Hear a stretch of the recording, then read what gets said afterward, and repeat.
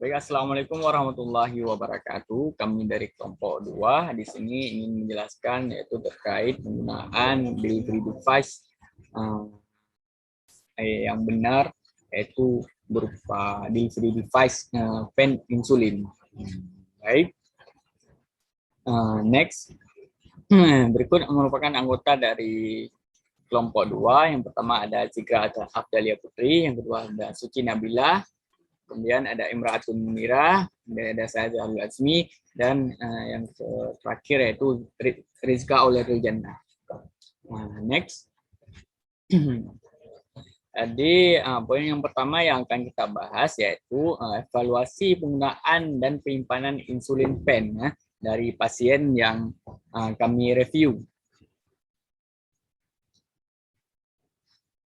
Jadi berikut merupakan analisa data pasien yang kami temui, yaitu nama beliau berinisial F, umur beliau adalah 52 tahun, jenis kelamin laki-laki, alamat beliau itu Dusun Melati, Kampung Salak Baru, Langsa Lama.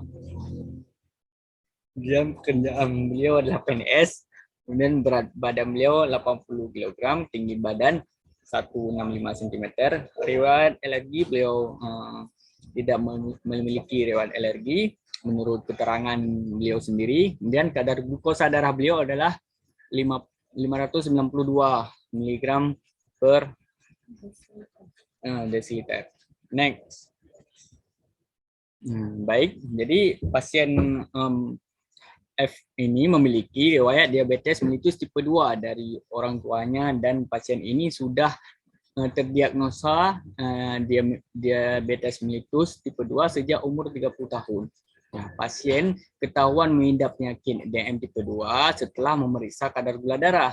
Nah, hal ini dilakukan pasien atas kesadaran diri sendiri. Nah, dikarenakan faktor riwayat penyakit keluarga dan tanda serta gejala awal seperti frekuensi buang air kecil yang meningkat pada malam hari dan rasa haus yang meningkat. Pada awalnya, pasien hanya diberikan obat metformin. Namun 3 tahun belakangan ini, dokter mengubah terapi pasien dengan memberikan obat glibenclamide. Nah, glibenclamide, insulin Novomic, dan insulin Flexipen. Nah, untuk penggunaan glibenclamide, pasien diminum 1 kali sehari sebelum makan di pagi hari. Dan penyuntikan insulin dilakukan sebelum makan dan berotasi di tempat yang berbeda. Pasien tidak ada keluhan apapun setelah penggunaan insulin. Pasien juga sering menemukan beberapa luka baril di tubuhnya tanpa sebab. Luka ini disembuhkan dengan membersihkannya secara rutin, penggunaan larutan NaCl, dan penggunaan obat salep gentamisin.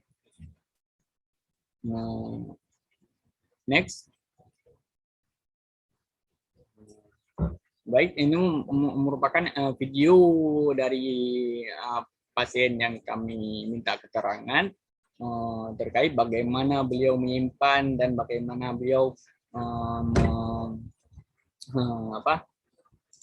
melakukan menyuntikkan pen insulin tersebut pada bagian tubuh beliau. Nah, untuk proses penggunaan insulin pen oleh beliau, yang pertama beliau membuka tutupnya, kemudian diganti jarum lama dengan jarum yang baru, dan diambil berapa unit yang diresepkan oleh dokter, kemudian dibuka penutup jarumnya, kemudian disuntikkan pada bahu, kemudian beliau ditekan insulin pen, kemudian ditahan sebentar sampai obat masuk semua. Kemudian beliau tutup kembali insulin pen setelah selesai digunakan. Baik, untuk selanjutnya akan dilanjutkan oleh teman saya, yaitu Suci Nabila. Kepada Suci Nabila kami persilahkan.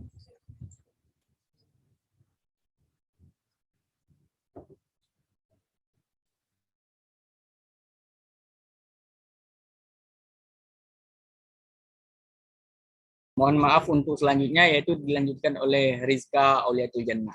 Baik, pada Rizka kami persilahkan. Baik, terima kasih. Perkenalkan, nama saya Rizka Aulia Pujana. Next.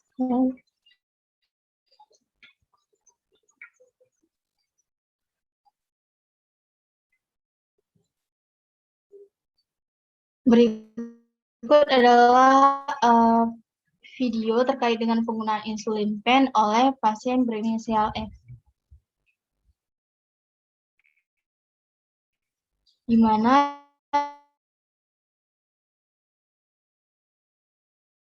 dibuka tutupnya, kemudian ataupun dibersihkan pada bagian lengan pasien yang berinisial F.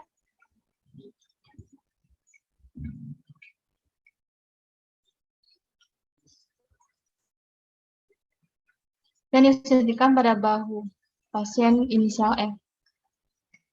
Ditekan insulin pennya dan kemudian ditahan sebentar sampai obat masuk ke dalam tubuh pasien semuanya.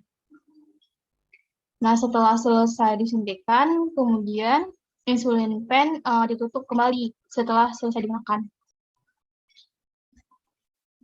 Next one.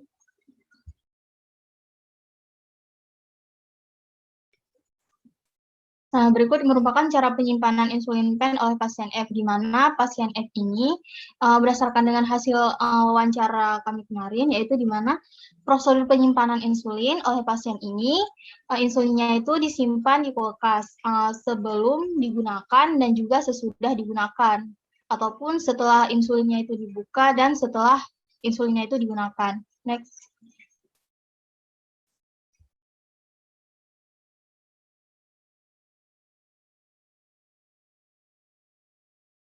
Selanjutnya dijelaskan oleh Zikra Afdalia Putri.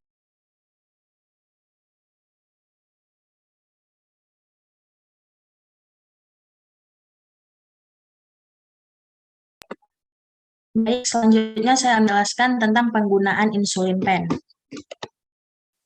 Langkah-langkah dalam penyuntikan insulin pen itu yang pertama, bersihkan tangan bila mungkin, cucilah tangan dengan sabun atau antiseptik pembersih tangan untuk mencegah terjadinya risiko infeksi atau infeksi silang bila dilakukan oleh petugas kesehatan di layanan kesehatan. Seperti tertera di gambar pertama. Pada gambar kedua, gunakan sarung tangan untuk mencegah terjadinya risiko infeksi atau infeksi silang bila dilakukan oleh petugas kesehatan di layanan kesehatan. Lepaskan segel pelindung jarum, pena, insulin, dan jangan menyentuh jarum, seperti yang terlihat pada gambar kedua. Pada gambar 3A, jarum ditusukkan dengan posisi tegak lurus ke dalam pena. Pada gambar 3B, jarum diputar searah jarum jam hingga maksimal. Pastikan bahwa ujung jarum pena terpasang tegak lurus terhadap pena insulin. Kemudian lepaskan tutup pelindung luar jarum, simpan untuk membantu melepaskan jarum setelah penyuntikan bila pasien melakukan penyuntikan sendiri. Itu seperti terlihat pada gambar 4. Pada gambar 5, tutup dilepaskan pelindungnya dalam jarum dan dibuang. Kemudian lakukan priming. Cara melakukan priming itu, yang pertama, pastikan indikator dosis menunjukkan angka 0 seperti yang terlihat pada gambar 6A. Kemudian putar piston searah jarum jam hingga indikator menunjukkan angka 1 atau 2 unit seperti terlihat pada gambar 6B. Pegang pena dan jarum mengarah ke arah atas, ketuk-ketuk pemegang cartridge perlahan dengan jari agar udara naik ke permukaan seperti pada gambar C. Pada gambar D, dengan menggunakan ibu jari, tekan piston hingga berhenti dan indikator menunjukkan angka 0. Jika menggunakan insulin keruh, sebelum menekan piston, lakukanlah homogenisasi. Kemudian priming selesai jika insulin terlihat keluar di ujung jarum, seperti terlihat pada gambar 6E. Jika belum, ulangi langkah tersebut di atas hingga insulin keluar. Langkah ini penting untuk memastikan tidak terdapat udara di dalam pena insulin dan jarum maupun pena insulin berfungsi dengan baik. Bila priming sudah dilakukan beberapa kali namun insulin tetap tidak keluar, periksa kemungkinan pena insulin tidak berfungsi dengan baik. Udara di dalam pena terlalu banyak atau jarum pena insulin bertekuk di bagian dalam. Selanjutnya akan dijelaskan oleh teman saya.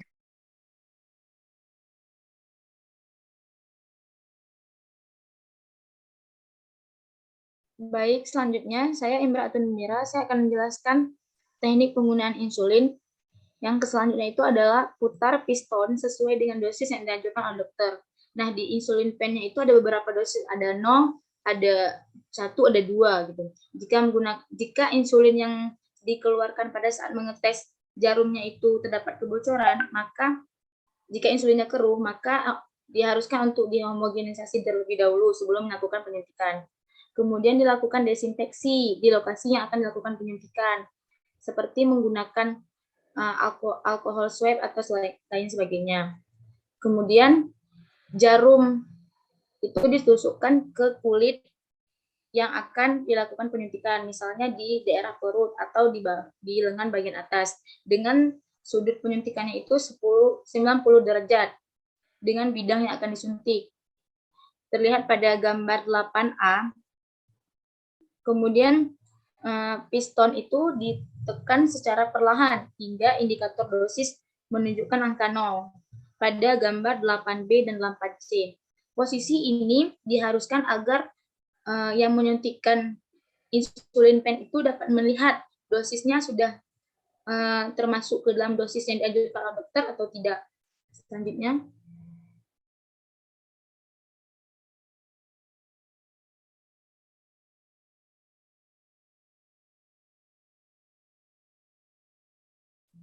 Kemudian setelah insulin disuntikan seluruhnya ke dalam tubuh, dibiarkan jarum tetap berada di dalam kulit hingga hitungan ke-10. Kemudian jarum ditarik keluar dari kulit dengan tegak lurus juga. Hingga jarum dicabut, ibu jari tetap menekan piston tersebut, jangan dilepaskan pistonnya. Kemudian mengangkat kulit atau mencubit tidak diperlukan pada penggunaan jarum 4 mm. Jika menggunakan jarum berukuran 6 mm atau menyuntik orang yang sangat kurus, maka disarankan untuk menyuntik dengan mencubit terlebih dahulu agar ototnya itu bisa lebih mudah dimasuki oleh jarum. Kemudian cubitan itu dilepaskan setelah jarum ditarik keluar dari kulit. Selanjutnya akan dijelaskan oleh teman saya, Suci Nabila. Baiklah, saya Suci Nabila akan menjelaskan mengenai teknik penyimpanan insulin pen. Insulin pen atau vial yang belum digunakan itu disimpan di lemari pendingin, tetapi jangan sampai beku. Jika beku, maka harus dibuang. Insulin pen yang baru harus dapat digunakan hingga tanggal kadaluarsanya bila disimpan di lemari pendingin dengan suhu 2-8 derajat Celcius. Penyimpanan insulin yang sedang digunakan itu sesuai dengan anjuran pabrik pembuat insulin pen-nya. Insulin vial buatan Novo Nordisk yang sedang digunakan masih dapat digunakan hingga 3 bulan bila disimpan di dalam lemari pendingin dengan suhu 2-8 derajat Celcius. Bila disimpan di suhu ruang 25 derajat Celcius, dapat digunakan hingga 6 minggu saja. Insulin vial sebaiknya dikeluarkan dari lemari pendingin dan digunakan setelah suhunya sesuai dengan suhu ruang. Insulin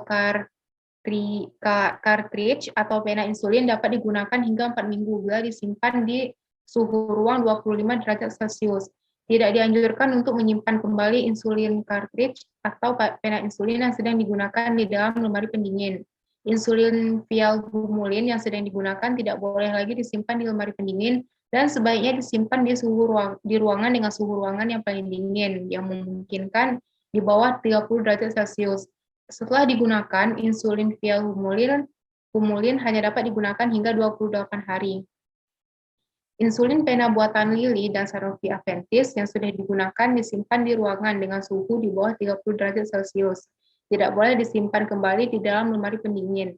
Pena insulin ini dapat digunakan hingga 28 hari. Yakinkan insulin tidak langsung bersentuhan dengan bagian luar dari freezer packs atau es batu. Jarum pena insulin tidak boleh terpasang saat menyimpan insulin, karena ketika suhu pena menjadi dingin, udara dari luar dapat masuk melalui jarum ke dalam pena. Dan ketika suhu menjadi panas, insulin dapat keluar melalui jarum dan akan mempengaruhi dosis insulin yang akan disuntikan. Next. Baiklah, selanjutnya edukasi mitos.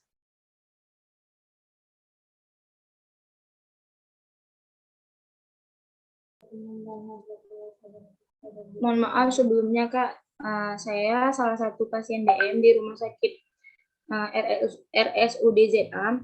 Saya mau bertanya nih Kak sama Kak apoteker yang Kak, saya pernah dengar-dengar ya Kak dari kenalan-kenalan saya tuh kalau saya kan udah gunain insulin pen tuh penyakit saya tuh makin parah katanya gitu Kak. Terus juga ada juga yang bilang kalau udah gunain insulin pen tuh hidup saya tuh udah nggak lama lagi gitu Kak. Itu benar atau gimana sih Kak? Soalnya saya takut juga kalau ada isu-isu kayak gitu. Jadi takut gunain insulinnya Kak. Ini sih Kak. Baik Kak, maaf sebelumnya apa boleh saya bertanya, Kakak mendengar hal itu dari mana ya Kak? Apakah dari sumber yang bisa dipercaya? Nah itu juga Kak, saya dengarnya dari kawan-kawan saya, dari kabar-kabar angin kayak gitu. Katanya sih gitu, saya juga nggak terlalu yakin ya. Tapi saya juga takut kalau memang itu terjadi sama saya gitu Kak. Baik Kak, jadi yang pertama insulin itu kan dia gunanya untuk membantu mengontrol kadar gula darah atau kadar glukosa di dalam tubuh. Nah, pada orang yang menggunakan insulin pen ini atau membutuhkan injeksi insulin dari luar, itu dikarenakan tubuhnya tidak dapat lagi memproduksi hormon insulin secara alami. Nah, untuk hal ini sebenarnya insulin mitos yang mengatakan bahwa jika menggunakan insulin maka penyakit DM-nya itu semakin parah, itu sebenarnya tidak benar karena dengan memulai insulin berarti justru karena dengan menggunakan insulin justru dapat mengontrol gula darah secara lebih baik dan memulai terapi insulin secara awal, secara cepat juga dapat mencegah terjadinya keparahan diabetes seperti komplikasi yang bisa berujung pada hal-hal yang tidak kita inginkan. Nah, kemudian untuk tadi kalau kakak nanyanya hidup kakak udah nggak lama lagi nih kan karena menggunakan insulin pen, itu sebenarnya belum ada juga bukti yang benar-benar penelitian benar-benar membuktikan bahwa dengan menggunakan insulin pen berarti hidup si pasien ini udah nggak lama lagi nih. Tetapi kakak harus yakin ketika kakak menggunakan insulin pen, kakak tuh harus patuh selama terapi insulin pen ini dan meningkatkan kualitas hidup kakak. Kualitas hidup yang bisa kakak tingkatkan itu misalnya dengan enggak memikirkan hal yang terlalu berat-berat, enggak membawa hal-hal yang negatif di sekitar kakak sehingga pikiran kakak juga enggak gampang stres, enggak gampang depresi. Karena sebenarnya hal yang paling berpengaruh hal yang paling berpengaruh terhadap pasien DM itu adalah faktor kualitas hidup dari si pasiennya, Kak. Jadi kalau kakak patuh dalam menggunakan terapi insulinnya dan meningkatkan kualitas hidup kakak, insya Allah hal-hal yang tadi kakak tanyakan itu nggak terjadi, Kak. Gimana, Kak? Terima kasih banyak ya Kak udah jelasin panjang kali lebarnya. Jadi memang nggak ngaruh ke penyakit saya yang makin parah dan hidup saya akan lama lagi. Berarti itu cuma hoax-hoax saja dari teman-teman saya Kak. Terima kasih banyak Kak atas penyampaiannya.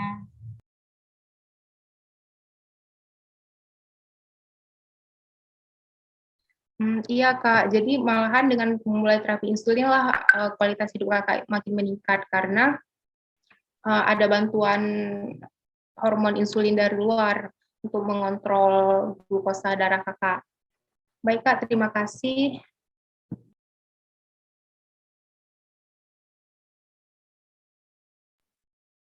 Baik Kak, terima kasih. Segitu saja mungkin penjelasan yang bisa saya sampaikan. Lebih dan kurang saya mohon maaf. Untuk selanjutnya, saya kembalikan kepada kasus lain.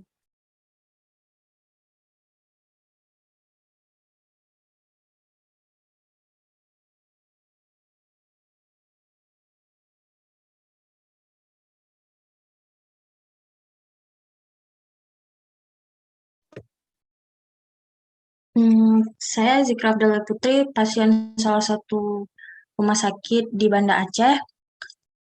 Saya ingin mengeluhkan terkait penyuntikan insulin. Katanya penyuntikan insulin itu akan menimbulkan rasa sakit dan meninggalkan bekas luka di daerah penyuntikan. Kalau saya ingin sembuh, kan tidak seharusnya saya merasakan sakit di penyuntikan itu, dan saya tidak ingin kulit saya berbekas, saya tidak ingin ada bekas suntikan sama sekali. Jadi kayaknya lebih baik saya nggak menyuntikkan insulin daripada bekasnya tuh nanti nggak hilang. Jadi kan sayang kulit saya gitu. Bagaimana ya terkait ini? Apakah benar mitos ini? Baik, Kak. Jadi sebelumnya Kak, ini Kakak sudah pernah menggunakan pen insulin sebelumnya Kak? Atau ini cuma Kakak dengar-dengar dari kawan-kawan Kakak atau dari info-info dari mana gitu? Gimana Kak? Udah pernah coba belum pen insulin tuh? Belum, saya kan nggak berani nyoba karena nanti takut sakit sama bekas lukanya kan berbekas gitu. Saya dengar-dengar bukan dengar sih, yang namanya kita disuntikin barang gitu kan pasti berbekas, apalagi kan kita DM nanti kan bekas lukanya kelihatan gitu, pasti sakit lah yang namanya disuntik. Ini persepsi saya saja sih, nggak ada yang dengar-dengar dari mana-mana, tapi kan kemungkinan besarnya gitu. Oh ya, baik Kak. Jadi sebenarnya Kak kan, memang sakit pada suntikan itu, jadi itu merupakan masalah yang sering ditemukan pada anak-anak Kak. Jadi karena kenapa? Karena itu disebabkan dari cara kita menggunakan pen insulin itu yang salah. Nah, sedangkan pen insulin ini sendiri sudah didesain sedemikian rupa dari beberapa tahun ya, semenjak teknologi berkembang. Nah, pen insulin ini didesain untuk mengurangi rasa sakit ketika kita suntikan kepada bagian yang kita perlukan. Nah, sehingga tidak menimbulkan rasa sakit ketika kita suntikan pen insulin tersebut. Nah, jadi kenapa sehingga kita tetap merasakan sakit, kemudian memberi bekas ketika kita menyuntikkan pen insulin tersebut? Nah, itu karena metode dan cara penggunaan pen insulin kita yang salah. Jadi itu karena ketika kita menyuntikkan pen insulin kita itu, kita harus periksa sudut suntiknya dulu.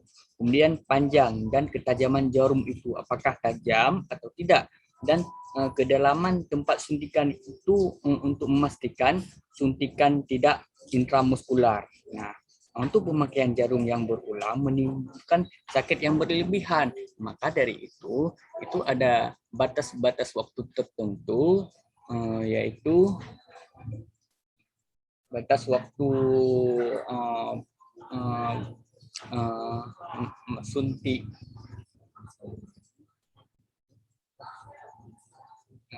Jadi ada batas waktu suntik tertentu dan di 4 kali ya, 4 kali dia ujung suntikan itu harus kita ganti supaya ujung suntiknya itu tetap baru dan tidak lama. Kalau sudah lama kan itu akan menyebabkan tumpul jarumnya, maka itulah yang menyebabkan bekas luka pada kita. Nah, kemudian memar dan perdarahan sering ditemukan setelah suntikan intramuskular atau terlalu ketat penekanan pada kulit. Nah, ketika kita suntikan insulin pada bagian paha atau bagian perut kita, nah kita dianjurkan untuk pencet dulu bagian perut kita atau paha kita untuk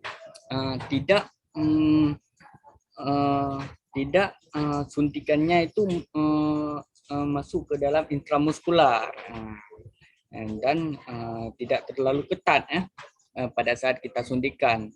Nah, untuk penggunaan jarum yang tipis dapat mengurangi perdarahan pada daerah yang daerah yang kita suntikan. Nah, terus untuk mengurangi perdarahan pada saat kita suntik itu, kita untuk ujung suntikan itu kita pilih yang paling runcing seperti itu. Nah, itu untuk mengurangi perdarahan ketika kita suntikan pada bagian paha atau perut kita. Mungkin demikian yang dapat saya sampaikan untuk ibu. Jadi tidak perlu takut untuk menyuntikkan insulin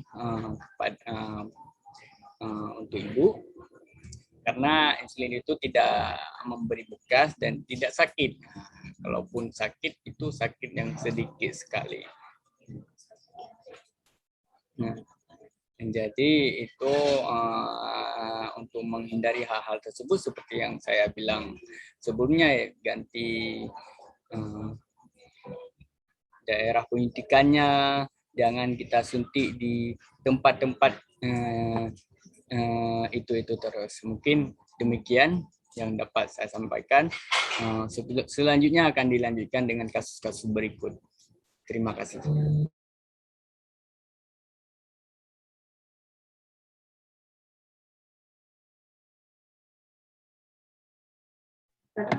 Baik, Kak. Baik, Kak. Jadi saya ingin bertanya kepada kakak apotekernya. Kan ini saya pasien baru, Kak, dalam pengguna insulin pen.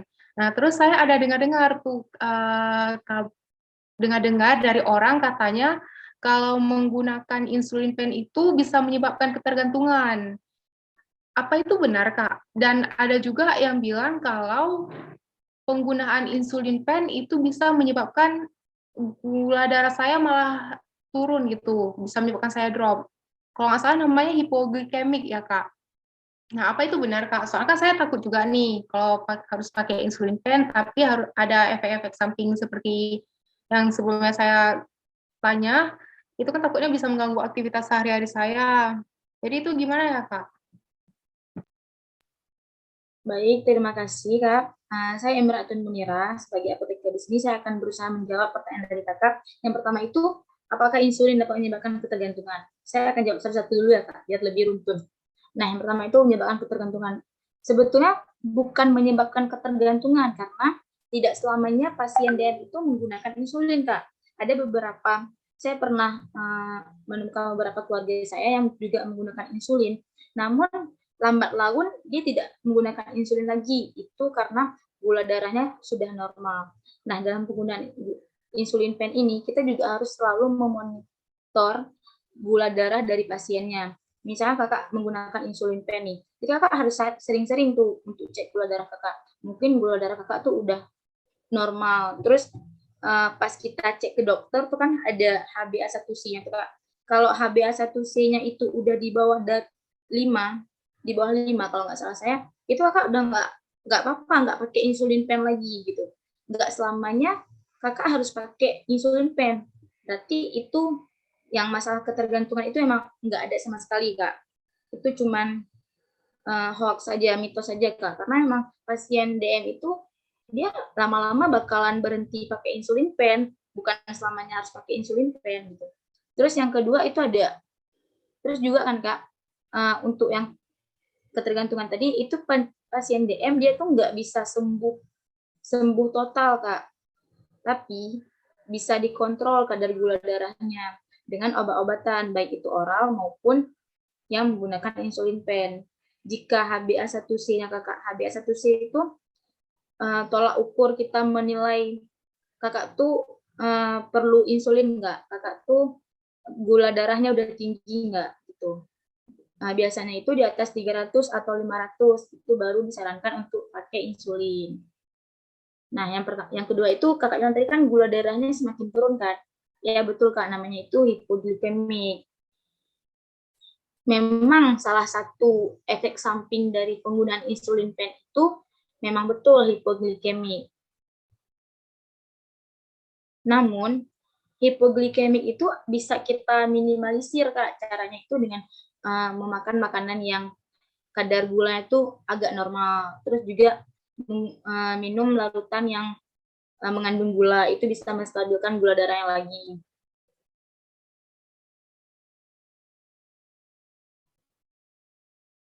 Jadi yang ketergantungan tadi itu sama sekali nggak ada.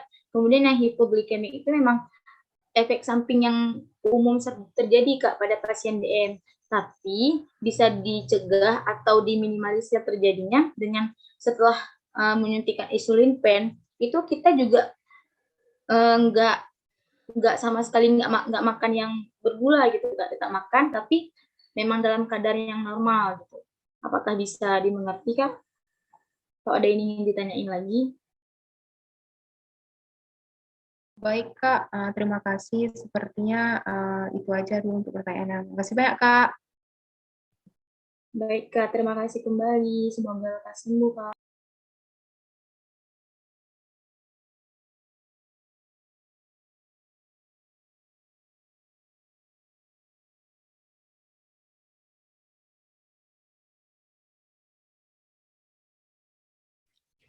Ya, jadi baik Kak, mohon maaf sebelumnya Kak.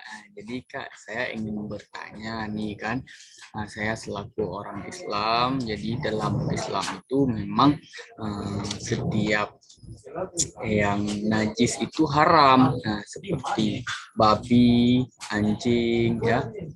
Jadi terkait penggunaan insulin ini kan itu ada insulin yang terbuat dari bersumber babi Kak. Nah, jadi itu bagaimana Kak? Kan saya takut untuk menggunakan insulin sembarangan. Ternyata nanti tahu-tahu insulinnya terbuat dari babi. Nah, sedangkan nanti saya sholat nanti. Jadi saya takut nih kalau saya menggunakan insulin yang terbuat dari babi, saya nggak diterima sholat oleh Allah Subhanahu Wa Taala, masuk neraka nanti saya, bahaya. Jadi itu gimana Kak?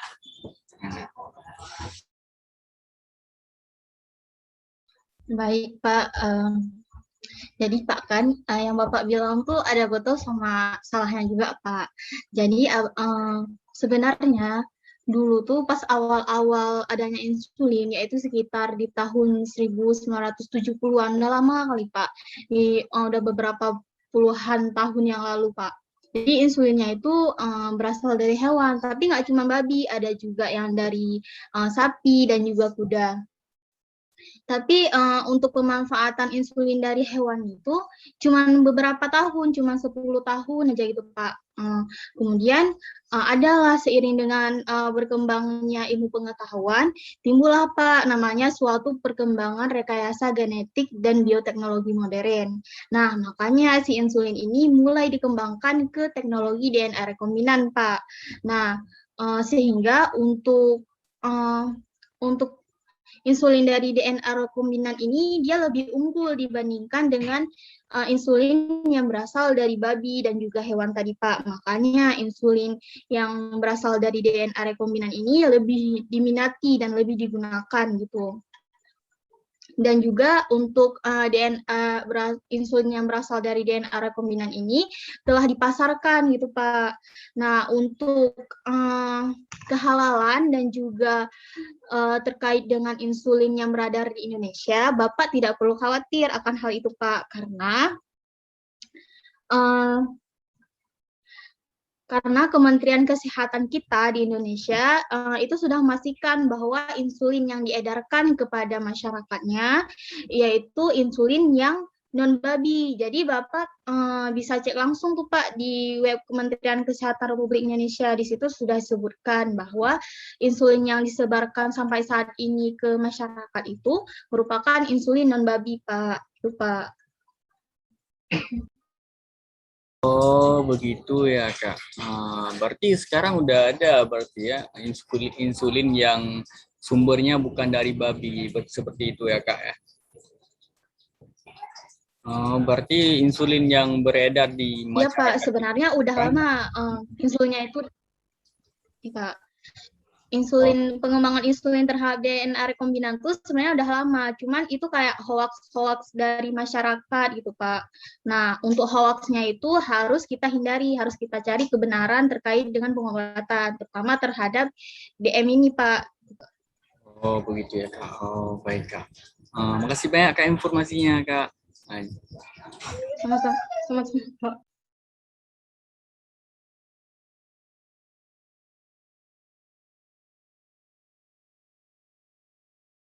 Baik, untuk selanjutnya yaitu akan dilanjutkan dengan kasus berikut.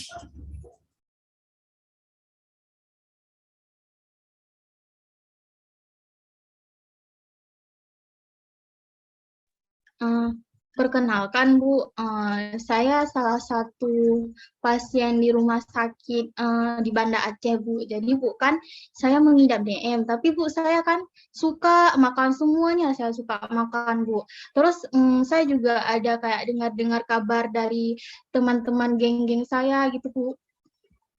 Katanya bukan kalau misalnya untuk konsumsi insulinnya itu terhadap DM kita udah bisa makan sebebasnya gitu Bu. Betul nggak Bu?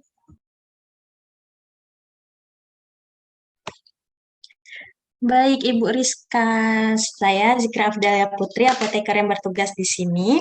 Mohon maaf, Ibu Rizka. Sebelumnya, Ibu Rizka mendengar dengan memakai insulin bisa makan sepuasnya itu dari mana ya, Bu? Informasinya?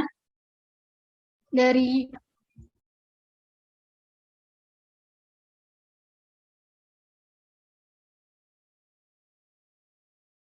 teman-teman saya Bu. Oh, jadi memakai insulin itu bukan berarti kita dapat makan sesuka hati, Ibu. Penggunaan insulin itu harus dibarengi dengan perencanaan makanan yang baik. Kita boleh makan sesuatu yang memang sesuai polanya, Ibu. Untuk orang DM, biasanya untuk makan itu lebih frekuensi makannya mungkin terasa lapar karena kita DM ya, kekurangan darah, jadi kita lapar. Untuk makan kita boleh ikut program yang 3 kali makan pokok dan ditambah 3 kali makan cemilan. Itu bisa di pagi hari jam 7 Ibu makannya nasi, itu porsinya porsi normal ya Ibu, bukan porsi yang Ibu bebas ambil semuanya, enggak. Porsinya normal, memang ada takaran-takarannya sesuai dengan maaf, berat badan dan tinggi badan Ibu, itu makanannya sesuai dengan berat dan tinggi badan. Jadi namanya itu body mass index-nya, jadi sesuai dengan BMI-nya Ibu untuk pola makannya. Karbohidratnya, kalorinya, itu untuk makan karbohidrat dan bagian karbohidrat dan lemak itu lebih bagus dikurangin Ibu. Jadi tinggikan di bagian proteinnya seperti ikan, daging gitu. Makanan yang terencana akan membuat Ibu lebih maksimal dalam pengobatan. Jadi tadi saya jelaskan kalau makan orang pola DM itu boleh 6 kali, di mana 3 kali cemilan dan 3 kali makanan pokok. Itu di pagi, siang, sama malam. Makan malam itu boleh makan seperti biasa, namun diselingi dengan makanan-makanan seperti buah. Tapi buah-buah yang memang rendah gula, jangan nanti tiba-tiba jadi tinggi gulanya. Oh ya, kita nih orang-orang Aceh mungkin kebanyakan makan kuah blangong, gulai, liu gitu. Jadi itu udah boleh dikurangin Ibu, makan-makan gulai-gulai bersantan, makan gulai-gulai yang lemaknya tinggi, itu udah jangan dimakan. Jadi pengobatan insulinnya pun bisa maksimal masuk ke dalam tubuhnya. Jadi lebih bagusnya lagi Ibu bisa konsultasi ke ahli gizi untuk makan makanan yang memang sesuai dengan porsi Ibu gitu. Jadi pengobatan insulinnya pun berjalan lancar. Apa ada yang mau ditanyakan lagi Ibu atau gimana? Sudah paham? Oh, berarti saya boleh banyak makan, tapi yang kadar gulanya itu nggak terlalu banyak gitu ya, Bu? Atau sedikit gitu kadar gulanya? Nah, kadar gula makan banyak bukan berarti makan banyak yang bentar-bentar 5 menit sekali makan, bukan. Memang ada jadwal-jadwal tertentu, itu Ibu boleh konsultasikan ke ahli gizi.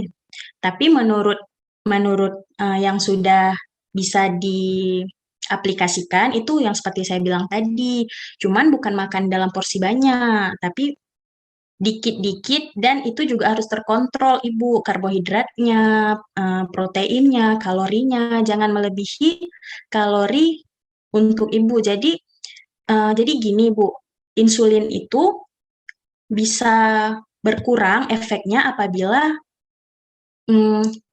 bukan maksud saya gula darah di dalam tubuh itu bisa meningkat karena asupan yang kita makan itu berlebihan. Misalnya kalorinya berlebihan, itu menyebabkan gula darah kita meningkat, atau kita makan makanan yang memang tinggi gula, itu gula darah meningkat, sehingga insulinnya pun jadi meningkat gitu penggunaannya. Lebih baik penggunaan insulin itu dibarengi dengan makanan yang memang normal. Jadi pemakaian insulinnya pun bisa normal gitu. Oh, Dan gitu, Bu. jadi Ibu juga boleh membarengi kontrol makan, gula darah disertai dengan aktivitas olahraga gitu Bu. Jadi membantu insulinnya maksimal bekerja. Gimana Ibu? Oke, Bu, saya udah mengerti. Terima kasih banyak. Sama-sama Ibu. Semoga lekas pulih Ibu. Terima kasih. Ya. Baik, mungkin itu saja daripada paparan presentasi dari kami kelompok 2. Lebih kurang kami mohon maaf ya. Kami akhiri. Assalamualaikum warahmatullahi wabarakatuh.